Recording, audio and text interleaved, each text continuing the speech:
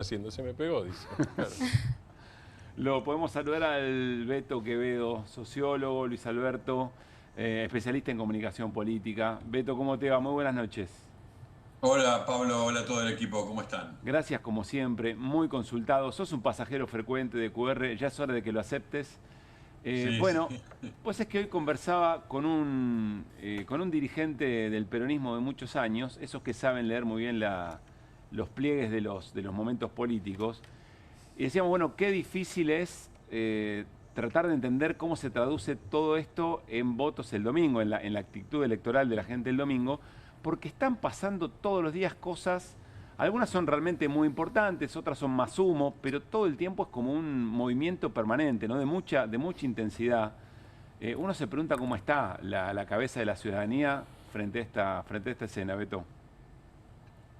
Lo primero que te diría es que me parece que la intensidad política con la cual nosotros en nuestras cabezas miramos las cosas no es siempre lo que le pasa a la mayor parte de los ciudadanos que tienen un poco más de distancia con la política, tal vez Saludablemente. saludablemente, pero no con su economía cotidiana, no con sus problemas cotidianos, no con sus esperanzas, no con sus planificaciones. Me parece que es ahí donde Milei les ha pegado fuerte, ¿no? Milei despertó esperanzas en el 2023. Yo creo que Milei no solo gana por el fracaso de los gobiernos anteriores en 2023, sino que porque fue un político capaz de conectar con cierto espíritu posible de futuro, ¿no? Hay una Argentina posible de futuro, hay algo que tenemos que reconocerle a Milei en el 2023, que fue conectar de una manera positiva con que él podía sacar a la Argentina de este letargo económico, de estos problemas que todos vivían, especialmente la inflación. Yo creo que eso fue su gran valor político. Me parece que lo que se fue deteriorando fueron algunos de estos pactos que hizo con sus ciudadanos, con los que lo votaron, y creo que eso se fue resquebrajando, y creo que eso no necesariamente llevó a que el votante un poco desencantado de Milei decidiera irse con la oposición. Yo Ujú. creo que hay una parte que todavía mantiene algo de esperanza, por eso creo que Milei va a tener una elección muy significativa todavía en estos, tanto en septiembre como en octubre, pero sí se le ha roto el encanto, sí se le ha roto la magia, sí se le ha roto este Milei economista que maneja todas las variables que pueden poner a la Argentina en un camino de prosperidad, de trabajo, de crecimiento, etcétera. El experto en crecimiento con o sin dinero, hoy no habló de economía.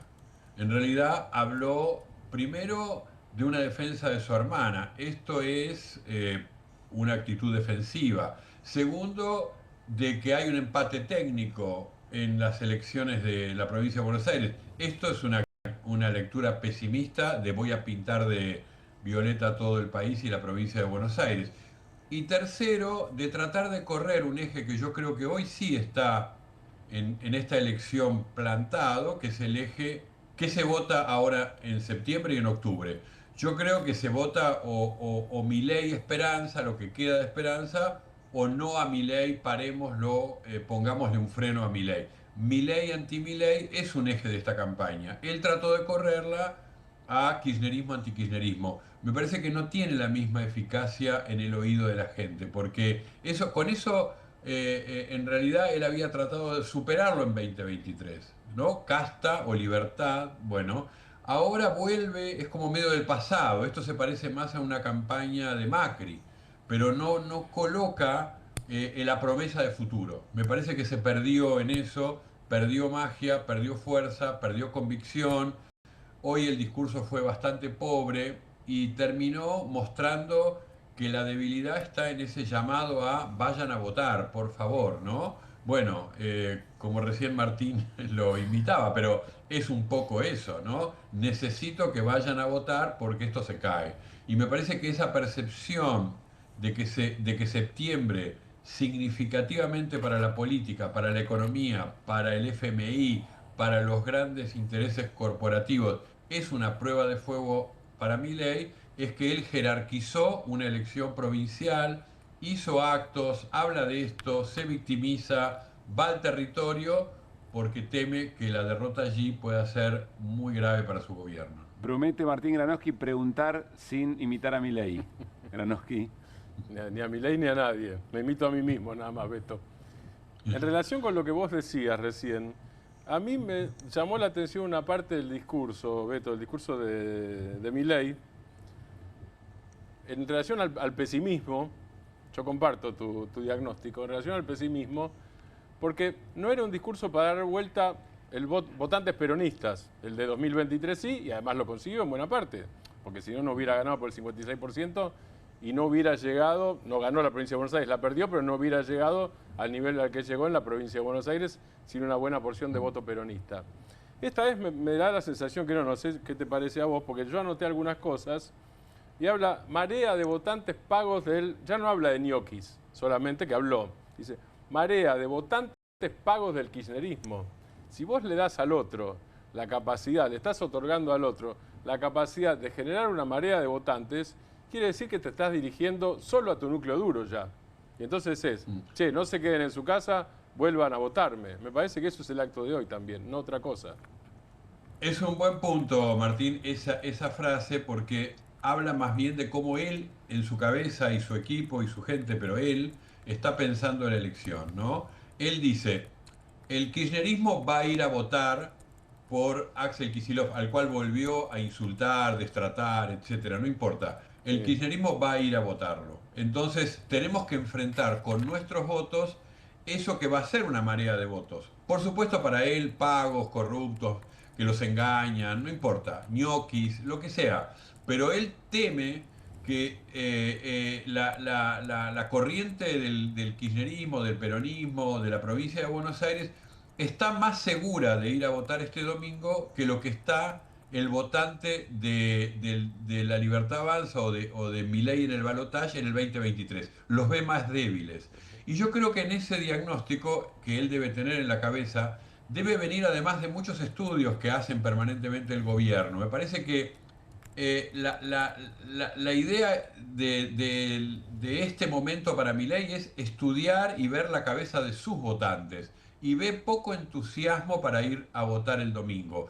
Y me parece que estos votantes no se corren necesariamente a la oposición, pero no tienen esperanza para ir a votarlo. En todo caso estarían dispuestos a esperar que le vaya bien, pero no militarlo. No tienen el entusiasmo que en algún momento tuvieron para ir a votar algo nuevo en la Argentina. Ahora pueden estar mirándolo más de reojo y diciendo, bueno, ojalá te vaya bien.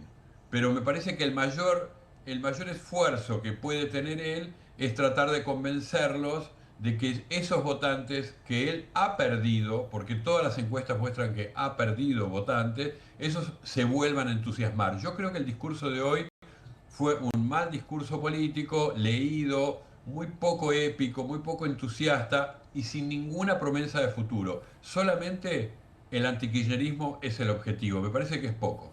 Beto, ¿cómo pega el tema Coimas?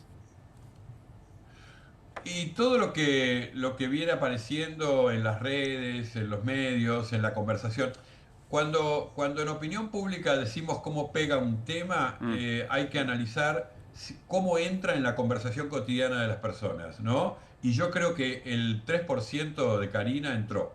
Creo que entró que hay corrupción en el gobierno, creo que entró que las escuchas no fueron desmentidas, que son ciertas, sin entrar a hilar fino.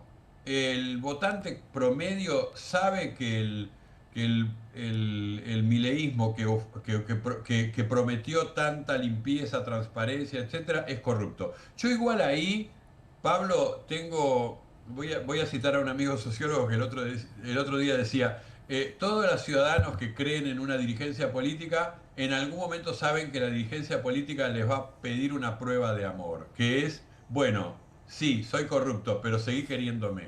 Bueno, yo digo, esto me parece que le está pasando a Milei. Milei hoy sabe que sus propios votantes le han perdido este valor de que sos corrupto, parece que sí. Pero de todos modos, esto en otros gobiernos, pensemos en Menem en los 90, no fue suficiente para abandonarlos. A mi gusto, la corrupción entra, la corrupción pega, la corrupción le desgasta uno de sus banderas, pero yo creo que la economía sigue siendo más poderosa. Milei no logra conectar con un futuro de crecimiento, de mejor trabajo, de mejor salario, de que haya un clima económico que la gente vea que va a mejorar su situación.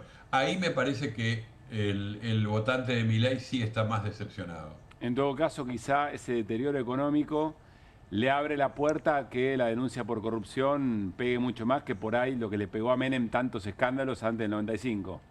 Exactamente, es como decir, bueno, además de que no resolvés los problemas económicos, Encima también esto, sos corrupto. claro. Bueno, eso suma, ¿no?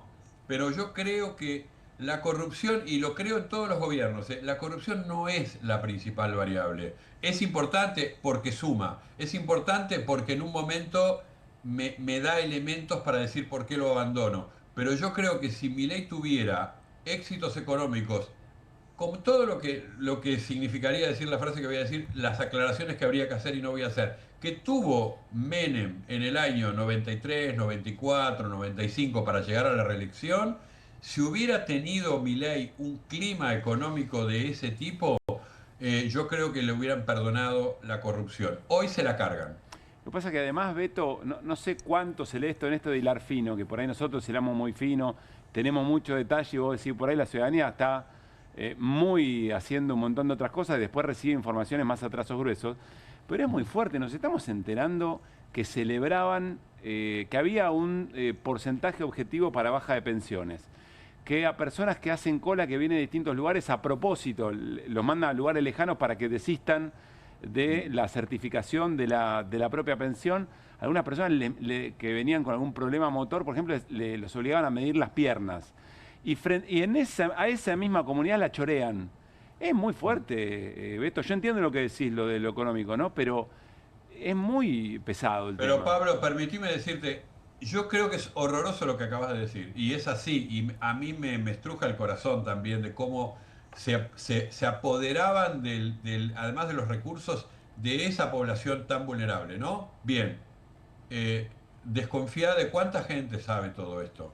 Yo creo que el nivel de penetración, de la información, del interés, de desmenuzar todo esto, no es tan grande a nivel masivo. Creo que no entra tanto en la población. Estos detalles de los cuales estamos hablando. Entiendo. Yo creo que lo que más entró, cuando se vuelve algo, conversación, meme, etcétera, eso entra. Y para mí es, Karina cobra el 3% por las operaciones, por las compras del Estado.